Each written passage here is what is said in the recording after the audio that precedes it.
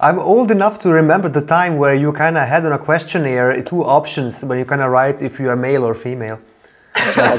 Children of, I swear to God, children of the 90s, they're gonna know.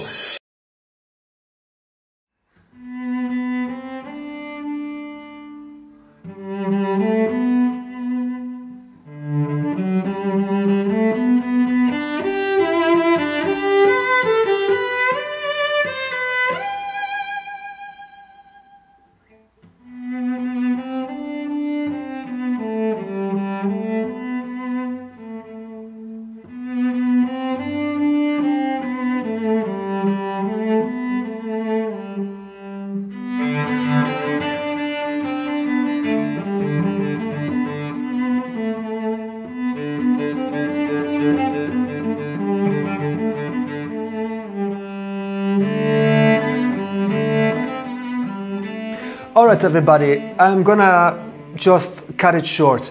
I'm planning to do a small documentary about the explosion of transgenderism in the Western world, and for this I am now in the process of interviewing a few people, a few researchers. And today, actually 2 hours ago, I had an interview with a Russian YouTuber called UBERSOY, and I'm going to publish now this whole clip with him because it's hilarious. UBERSOY himself, he did research a specific part of YouTube called Breadtube. It was a new thing for me, but it's kind of a communist part of the YouTube internet thing or whatever. And he had some specific findings on this. Now, for the end product, for the documentary that is going to come out when I'm done with all the interviewing and researching, I am going to put a few clips of UBERSOY because they're very entertaining. But for now, feel free to enjoy the full interview, the full clip about the emergence of transgenderism and bipolar pansexuality in YouTube, Breadtube scene. Synchronized. All right. How are you doing, man? Well, I got a little attention over Twitter on my last two videos, the analysis of leftism and the prevalence of transgenders, particularly in the Breadtube community. So that's where I'm at right now. But, you know, I'll be also going forward with more stuff. So tell me, you did research this emergence of transgender people in the West, right? Yes, and well, I mean, I looked at in particular about their emergence. I counted that about 20% of the Breadtube community, right? I went to Rational Wiki, I checked all of them, and I looked at their identities. At least 20% of them happened to be trans or non-binary. But I also, you know, had done some research on the transgender phenomenon, both worldwide and in the West. You said Breadtube. What is that? Oh, you're not familiar? It's, well, I mean, you know, as they call, for example, the right-wing YouTube, the quote-unquote, the pipeline, the alt-right pipeline, right? And on the left, they have a similar thing. They have a left tube. They used to call it Leftube, but because of Peter Kropotkin's book Conquest of the Bread, they renamed themselves as Breadtube, because apparently bread, that's all they want. But you know, if you look at them really, like if you study their philosophical and political positions, although you know Peter Kropotkin, he was a Marxist, an anarchist Marxist, a different kind, but still he was. Not all of them happen to be Marxists. Most of them, I mean, I would say all of them happen to be cultural Marxists. And essentially, Breadtube is, you know, you could describe this as a lefty progressive cultural Marxist sphere of YouTube, essentially. That's how I would describe it. So, all right, now you were researching this a little bit more than I did, because I kind of have like this emotional blockade to proceed. So, although I'm doing right now a documentary about this,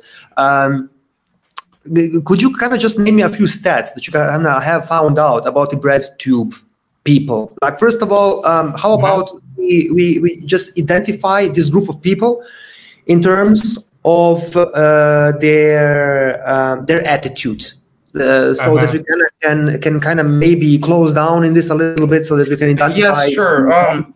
I mean, yes, there are not really any data on them, you know, that is public.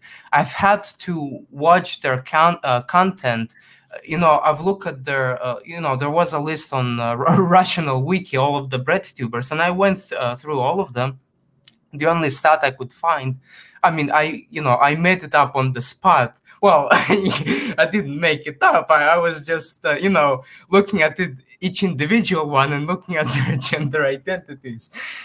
So I guess I had constructed it.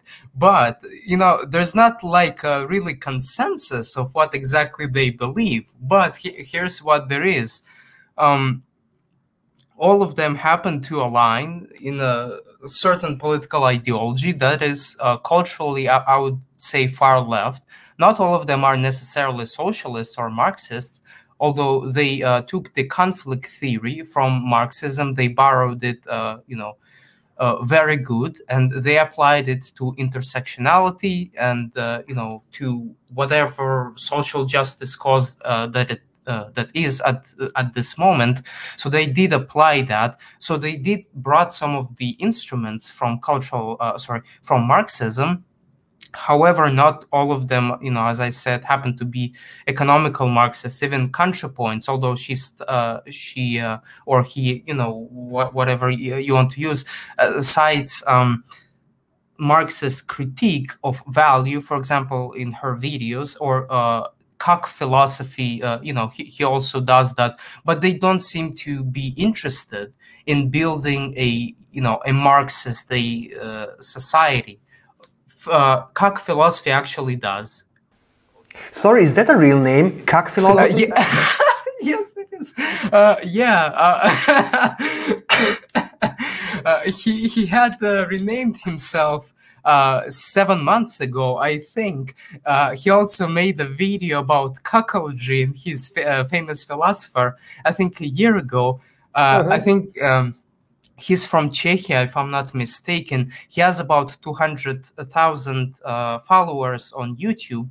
So, I mean, he's pretty prevalent. So is ContraPoints. She has about 1 million. So, I mean, we have those sort of deconstructive, postmodernist, basically critiques and interpretations of the, well, essentially that is our culture, whether you're Slavic, you know, Italian, or here, you know, you're from America. I think that we share a strong sense of culture together that they're trying to critique, and they are trying to replace it with their own culture, where the proletariat is replaced by the people who they consider marginalized or oppressed. And, you know, that happens to be, you know, black trans women, Muslim, disabled, you know, the other ends of the intersectionality spectrum, let's say. So, I mean, I would describe their activity in this way. And I would also say that it is, I mean, extremely maladaptive, right? Well, there is nobody is going to be procreating there, you know, like, first of all, in terms of, let's say, I gotta come back to this cuck philosophy thing, you know. I think the main point of being a cuck is actually being a financial provider and not the provider of genes, right? So, I mean, you're just kind of going to kind of have this alpha male who is going to impregnate your girlfriend or wife, and you are going to be the one who is paying for all of this, who is kind of providing the logistics, and you are absolutely proud of this fact because that is your philosophy. So, like, there, yeah, it does get a little bit more maladapted than that. Suicide would be definitely the next obvious step, you know, kind of. I mean, here you implicitly putting yourself out of the gene pool by paying for the genes of somebody else. And I guess when it comes to suicide or killing yourself, like really putting yourself out of existence, you know, that would be like the next obvious step. But then again, most probably a lot of these people are suicidal anyways, right? Yes, they are. But that will Emil probably make Kierkegaard, sense. It will be consistent, right?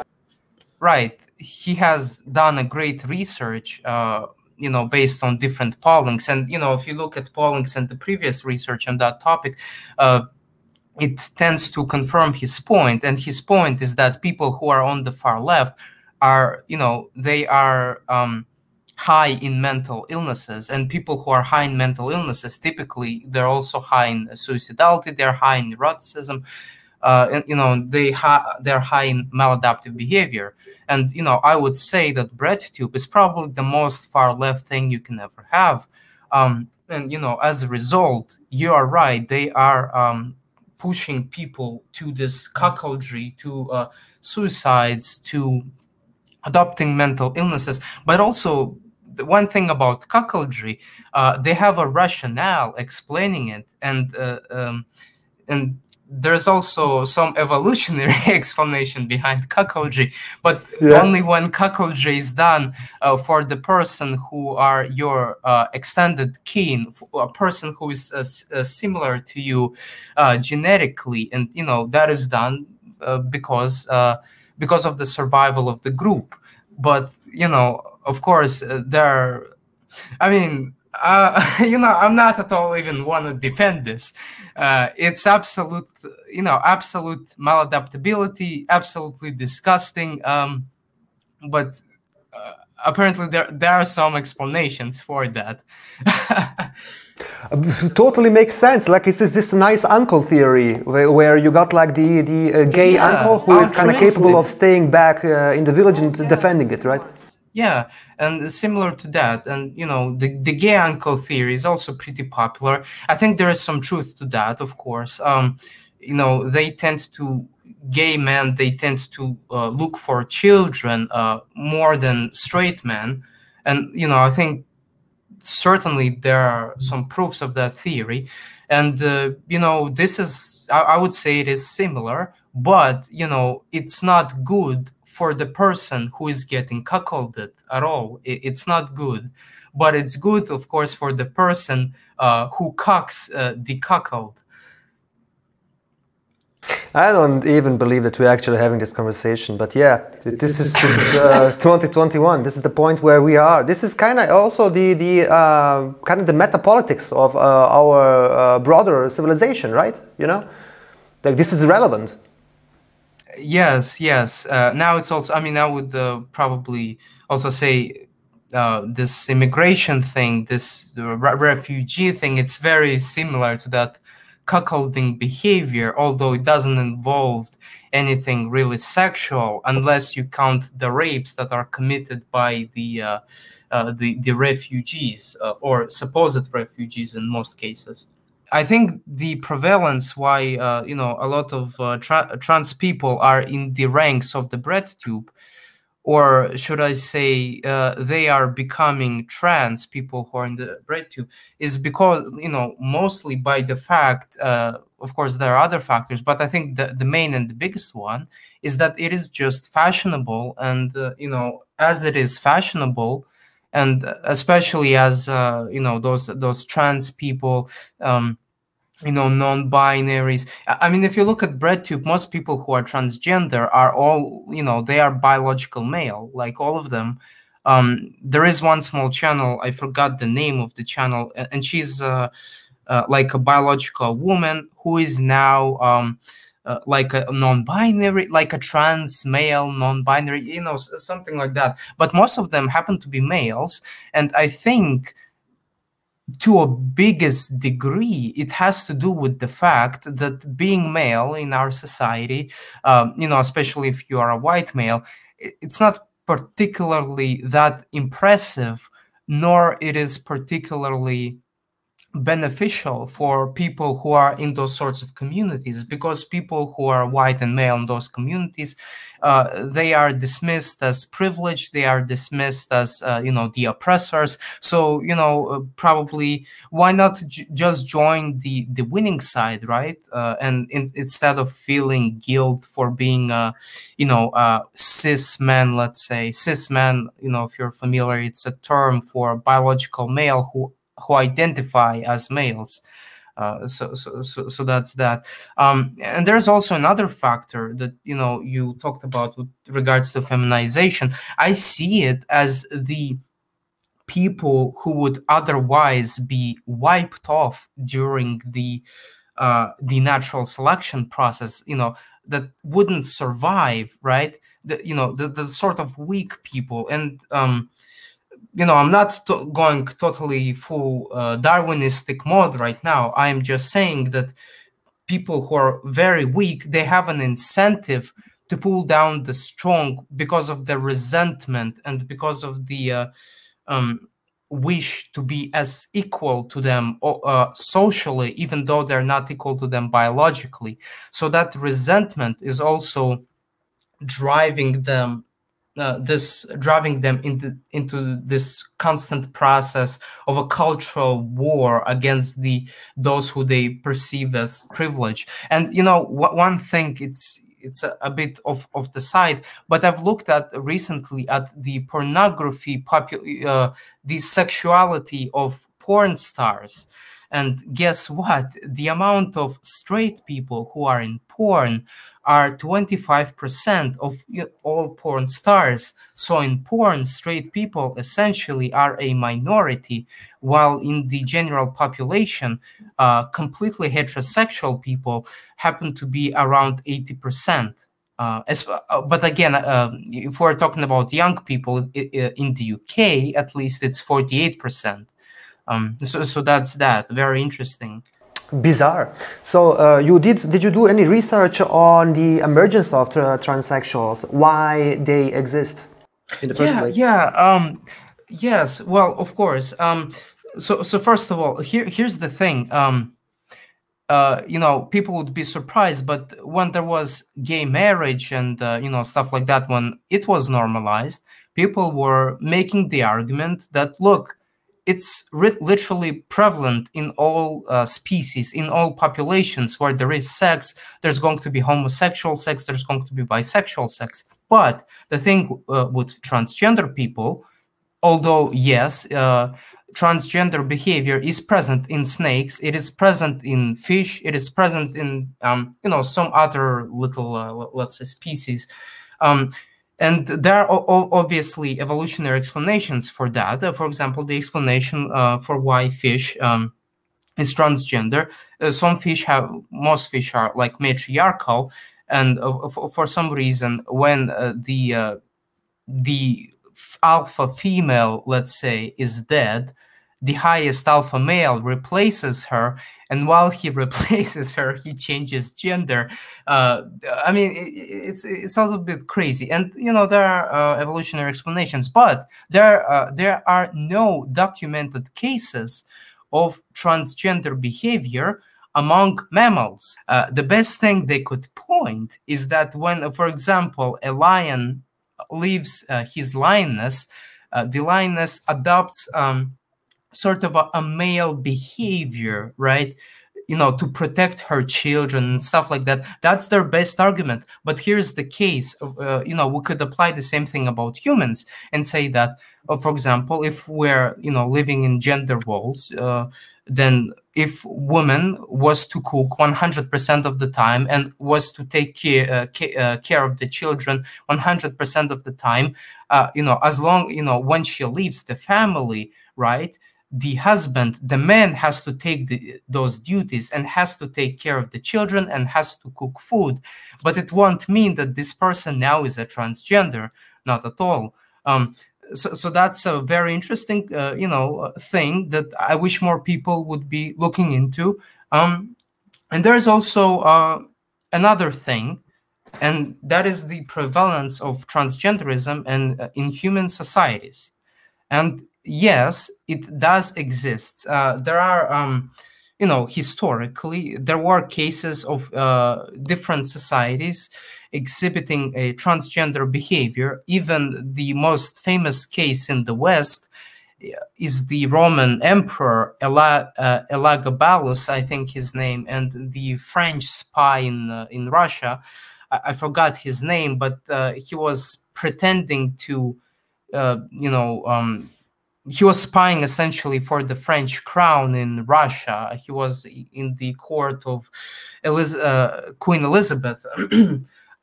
So that's pretty interesting. But what's also interesting is that transgender behavior, when it was normalized, of course, in the West, it wasn't normalized at all. They had to deal with discrimination all the time in the medieval ages, in the Roman era, throughout history. It was never normalized here, but there were cases where it was normalized, and you know, it is indigenous communities of Americas, it is Indonesia, it is Thailand, and it is India. So those are the most noted cases.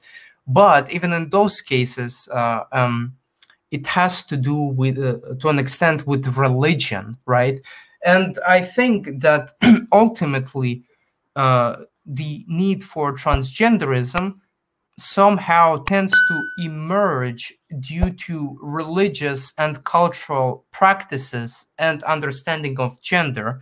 And I would argue that it is the case in primitive societies, while in in societies as like the West was for a very long time, this thing was not normalized. It was never normalized. There were two cases of transgender people in the West. One in Neapoli, I think, southern Italy, and it wasn't a standard case. And there was one in Russia, but in Russia, again, it's not. It was done for the exact opposite reasons as it is done by transgenders of today. In Russia, it was done for religious reasons, and in order to, I think, getting rid of the original sin and stuff. Some people, they had their organs to be amputated because lust is bad, and it was some sort of a weird Christianity sect that was active for a few hundred years. So that's another example. But throughout history in the West, it was always persecuted. It was never normalized, and I mean. That's my whole point. And so there are those are, I would say, the environmental reasons, but there are also biological reasons for the prevalence of transgender behavior. And the biological reasons, they seem to exist. They seem to exist. So the biggest proof of that is the biological monozygotic twin studies. So, for example, if one twin is a male, the probability of both twins that are monozygotic to be transgender, if they are male, is 33%, and it is 23% for females. So there are biological reasons for that, and there's been research, and the conclusive evidence seems to identify at least one gene, or allele, I think it was. And there's also, it has to do with the fact that there is an overexposure or underexposure of some hormones, for example, the progressed testosterone and testosterone. So lack of those hormones, it tends to correlate with both homosexual behavior and with both possible transgender behavior in the future. And, another cause of transsexuality, and it is the best one that is out there, and it has been confirmed recently in a 2016 Guglielmon et al. Study, and it is basically the Blanchard's theory, and Blanchard's theory of transsexualism, or transgenderism. Basically, actually means the same thing. We used to call transgenders transsexuals. Now I guess it's more politically correct to call them transgenders, whatever. But they're the same thing. So his research, it focused particularly on biological males who have a who are now women, right? And he had identified two types of those people. And one type is the extreme over-feminized homosexual that wants to be homosexual so badly that he essentially adopts the opposite gender role. And the other type that you know, I would argue is the most common one, and it's the type that is closely aligned with paraphilia. So a sense of pleasure from thinking of himself as the opposite sex. So those types of people in the past, you know, people would say that, oh, it's just a kink, or, you know, whatever. You know, people would look at them as weirdos. But now those people, they are transitioning and they are adopting this identity. So it is the other part. Of course, he has been criticized by the woke peer review, but his research, it was never put away with. In fact, it is the most confirmed research you can find, even if you look at Wikipedia. And yeah, it has been confirmed as those types of trans women, let's say the biological men who are now women, they happen to have a different brain structure. So there were tests, and it has been confirmed. So that would be the biological explanation, but there's still no evolutionary explanation regarding that. Maybe there can be an explanation, but you know, it wouldn't suit the progressive activists, and because it would argue that this is how you know, you get rid of mutational load. But you know, it's a very, very tough explanation. Nobody has yet pushed it, I see, but you know, you could might as well say it, even though they won't like it. So that's that. So that means, for me personally, that if you kind of have such a brain structure that is then being passed down through the generations, just the same way like the tendency for alcoholism that you can measure, schizophrenia that you can measure, and even, I mean, if you're schizophrenic, you know, you got a schizophrenic mother, and your father doesn't have it. Man, odds don't look good. Yeah, either way. Yeah, so this would be kind of the same with transsexuals. Then I would now say, I don't know if like the open transsexuals, if they actually have kids generally, like people that you can kind of see, like who are public. Usually don't have. Yeah, because that would kind of then be a very interesting thing to study. You know, what happened with their kids? You know, do they transition as well? Yes. So, for example, there's been research on trans men who are pregnant. So, right, trans men who are pregnant. Biological women who identify as male, and you know, they happen to be pregnant from their male partner. So if they're exposed to testosterone, because they usually are exposed to it while they're pregnant, their children, I forgot, they inherit like a series of different diseases and maladaptive traits. If they happen to take this, you know, if they're not only take this, but if their body has an excess of testosterone. So there's been research on that, and you know, it doesn't look good for the trans men who are reproducing. Well, I see. I kind of now remember that. Yeah, I kind of now remember that a high level of testosterone in the mother's body is causing autism and all kinds of homosexuality in part. Yes, in the children. In females. Yes, that's true. But there are way more stuff than just autism and lesbianism. Yeah. It's a really dangerous thing, and women were not really evolved to have such such high levels of testosterone. They were evolved to have optimal levels of testosterone, not little and not too much. And you know, when they're becoming men and by injecting themselves with testosterone, and if they are to have kids, it's going to be very dysgenic. Yeah. Yeah, so it ends there. I think you mentioned, or I mentioned, the transgender brain. That, of course, is different from.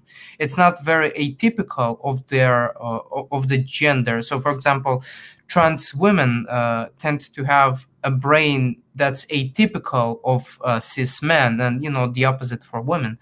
But one thing in particular that it's not quite talked about in those studies is that partially the changes in the brain are a result of the hormone therapy. So, for example, if you inject yourself with female hormones or with male hormones, then your brain changes as a result of those hormones, and partially those. The brains of transgender females, the brains of transgender males, they're overly exaggerated as a result of this treatment. So if there wasn't this treatment, their brains wouldn't actually be that different. So that's another thing to think about, I guess, for the listeners. Yes, it is. This was about to be one of my next questions. If you would kind of measure the brain waves of males and females with gender dysphoria, would they match? And no, they wouldn't. Now, as it is normalized, as it is pushed as an identity, 2% of all of American high schoolers, so that was a national survey, 2% happen to be transgenders. So, for example, Thailand is notorious for having a very large transgender population, and it's less than 1%. It's 0.7% actually in Thailand. And, in America, it's 2%. There was another survey, I forgot where it was, and it concluded that transgender youth are about 3% of American youth overall. And I think that in the past, some of it was just dismissed as a kink, not relevant. Some people were cross-dressing. Cross-dressing was even like a comedy. It was used as a comedy. And now, as it pushed as an identity, some people who might cross-dress for some reason, now they're going to be transgender. Now they're going to identify as transgender. They're going to adopt this, behavior, and they will be. Some of them will also be transitioning, and about 10% of transgenders are regretting this. And we're going to have a lot of regrets coming our way, especially now that a lot of youth are now transitioning. And they won't be able to have kids as a result. So that would be my closing statement for today. Well, I guess this was very entertaining for you guys. Now, if you're new to this channel, do like, share and subscribe, you know the drill. And if you were not aware of UBERSOY, do go and subscribe to his channel as well. All the relevant links are down below. So friends, I'm gonna see you soon. Goodbye.